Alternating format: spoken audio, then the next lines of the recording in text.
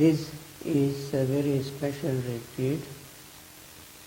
As you have seen online, this is what is called Jhana Retreat.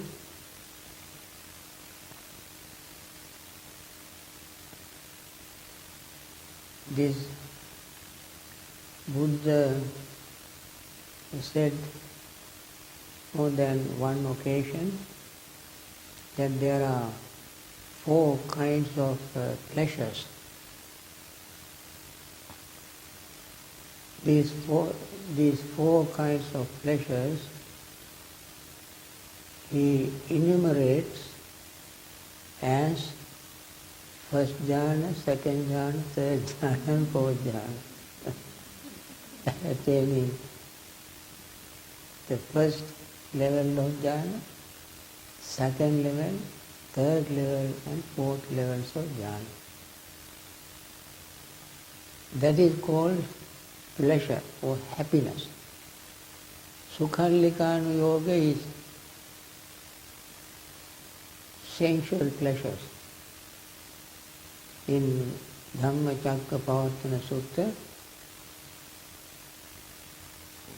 he asked the first 5 bhikkhus to whom he delivered the first sermon. He said, bhikkhus, you should avoid. No, Buddha said, having avoided 2 extremes, I followed the middle path and attained enlightenment. What are the 2 extremes? Kāmesu kāmasu bhallikāna yoga, atthakilamatāna yoga. One extreme of sensual pleasure, other extreme is self-mortification.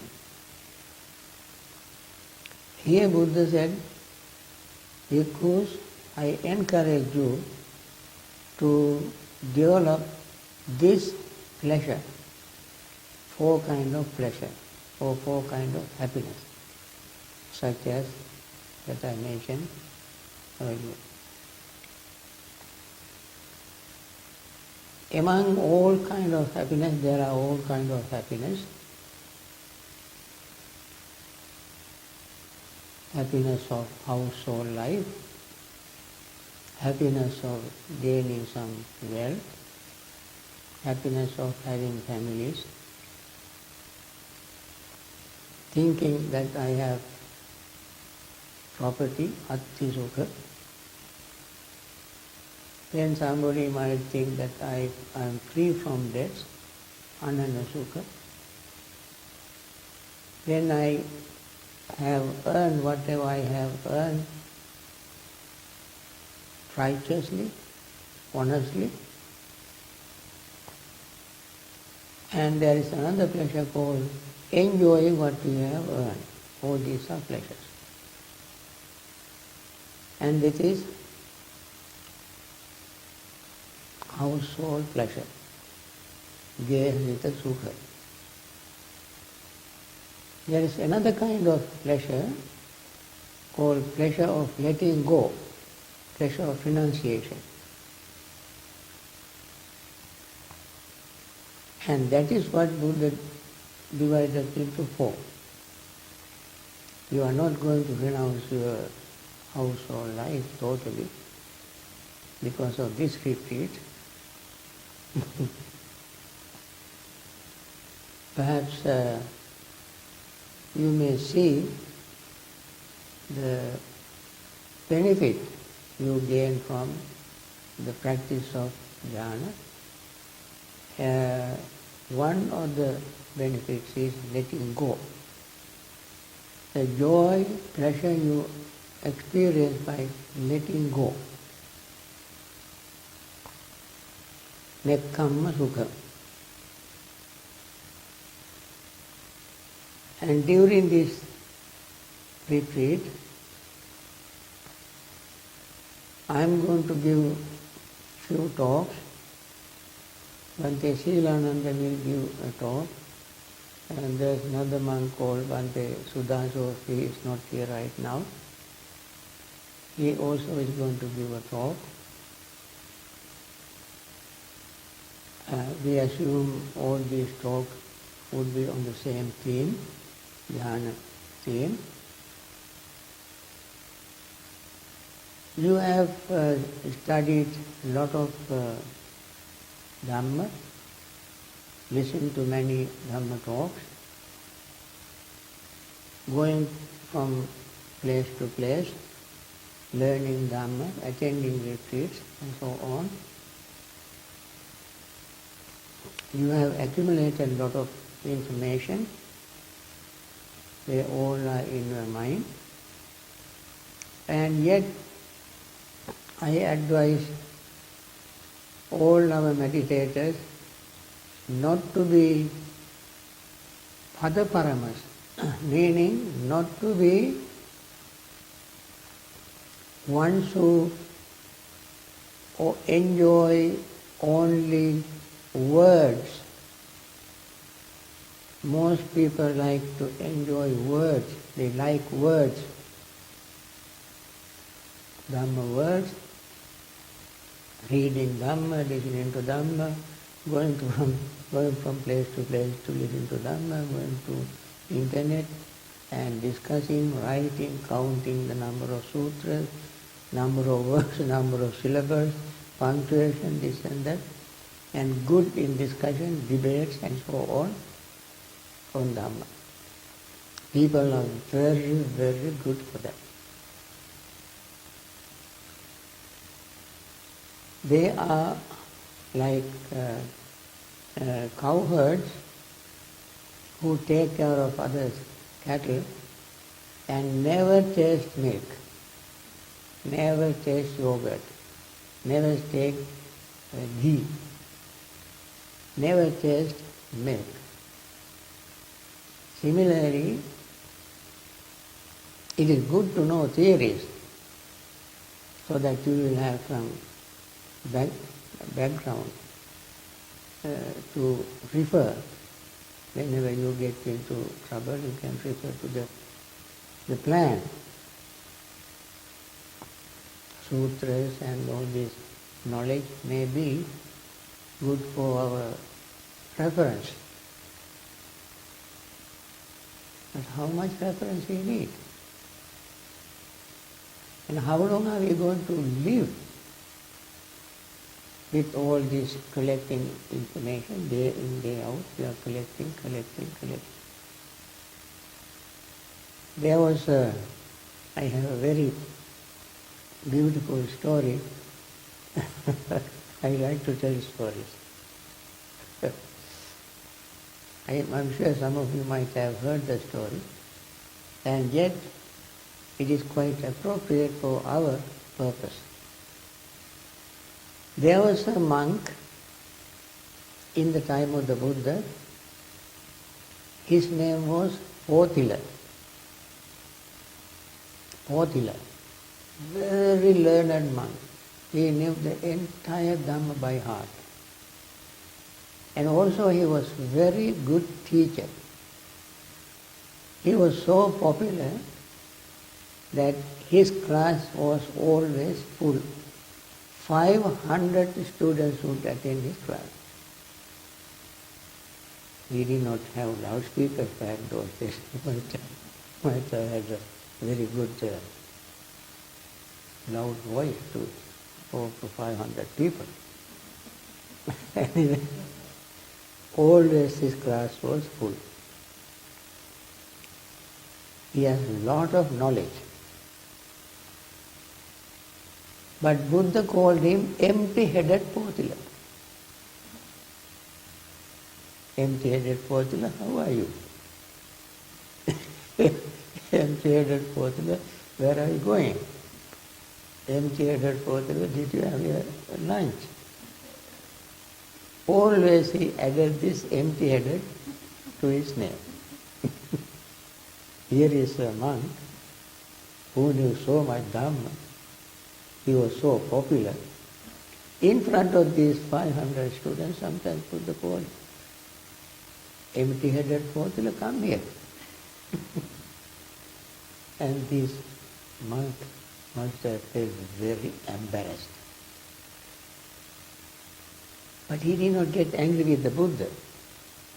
He thought there may be a reason for him to call me empty-headed. Although I am so learned, I know so much Dhamma, there may be a reason. Then he began to think.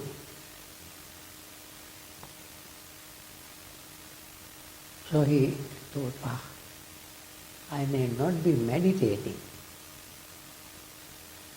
And Buddha did not approve that. So one day he taught the class, and without telling anybody, he left the class in the evening, went into a forest. In the forest he found a bunch of young monks.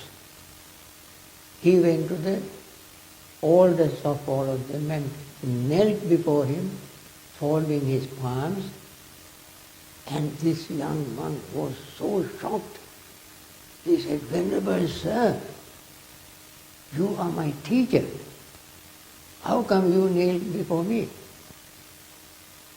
He said, No. He said, "Madam, teach me how to meditate." "Oh, Venerable sir, I am so embarrassed to teach you meditation. Go to so and so." He sent the next younger monk. That younger monk also was almost shocked when this very popular, famous, learned guru, teacher, coming to him and kneeling before him. He also was shocked, and he requested him to go to next younger one. So every older monk sent this very powerful teacher to younger monks. He went to 30 young monks. Each of them was younger than the previous one. Finally he ended up with a 7-year-old novice. He's like his grandchild. You know, when I want to learn something of computer or iPhone, I go to a 7-year-old child. Because they are the ones who know that these things quite well. Similarly, this venerable fourth-wheeler went to 7-year-old monk and knelt before him. He said, "You are venerable, sir, you are like my grandfather. How can you?" Then, never mind. Teach me how to meditate. Because the young monk has only attained enlightenment. He knew how to meditate. Only 7 years old. He must be a genius. So he said, "Venerable sir, don't insult me." No, he said, "No, this is not an insult." Okay, here is a pond. This novice, 7-year-old novice said, "Here is a pond. Get down into the pond. Kneel in the pond, folding the palms."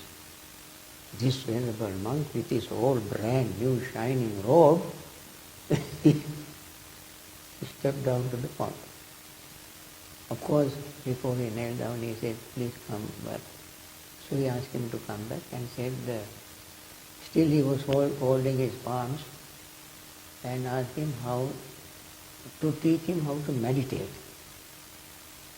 He said, "Venerable sir, assume there is an ant hill with 6 entrances, 6 halls. And suppose there is a lizard that enters this ant hill through one of the halls. How can you catch him?" He said, "Well," since he was very intelligent monk, he said, "Well, I have to close 5 of these halls. So the lizard has to come through only one open hole. When he comes out of that hole, I catch him. So this novice said, similarly, Venerable Sir, if you want to meditate, if you want to gain concentration, if you want to attain jhana, you close all your senses, except the mind. Eye door, ear door, nose door, tongue door, body door, close all the five. And leave only mind door open. And your desert is your breath. Focus your mind on the breath. You will find form, feeling, perceptions, thoughts and consciousness all open to you in a most vivid way only when you gain concentration. We all have them. We all have this, what we call aggregates. Since we do not have sufficient concentration, we cannot see them as they are. When we practice jhana, that is what we are going to do. We want to gain good concentration. Not the kind of concentration that you gain when you watch TV, or when you play basketball, or when you play boxing, or when you sing. This is a kind of concentration which never makes you like a vegetable. You make your mind very, very clear and pure, clean, to see some deep Dhamma. Without having good concentration, he cannot see anything deep. So the Buddha said, Samahitam chittam yatha bhutam pajanati. When the concentrated mind sees things exactly as they are. What are the things? What are the things? We gain jhanas not for fun, not just for pleasure, although it is very pleasurable, or not just to have bliss and stay in one place like a rock, but we gain concentration to something very deep that we otherwise don't see. And so Buddha said, concentrated mind sees things. What are the things? What are the things? Things are form, feeling, perception, thought and consciousness. This is all we have. Nothing else. That's all we have. We have form, body, we have feelings, all kinds of feelings. We will talk about them later. We have perceptions, trillions of them. We are not lack of perceptions. We have thoughts. You cannot count the amount of thoughts you can have. We have already all kind of thoughts, endless. And we have consciousness. Not seeing them exactly as they are, we have suffering. We want to know ourselves very well, our body, feeling and so forth, we must very well, because these are the material we are attached to, these are the material of which we have confusion, these are the material because of which we get angry, these are the material because of them we become jealous, These are the material. Because of this we become very conceited, and so many other things happen. Because of this, what we call material, 5 kinds of material. So we want to meditate, gain good concentration, to see them. Don't say anything else. Don't try to fly in the air. After gaining jhana, to save your gas, to appear from one place and disappear someplace. Fly in the air. Don't try to do that. But try to be on earth, in your body and mind, and keep looking at them.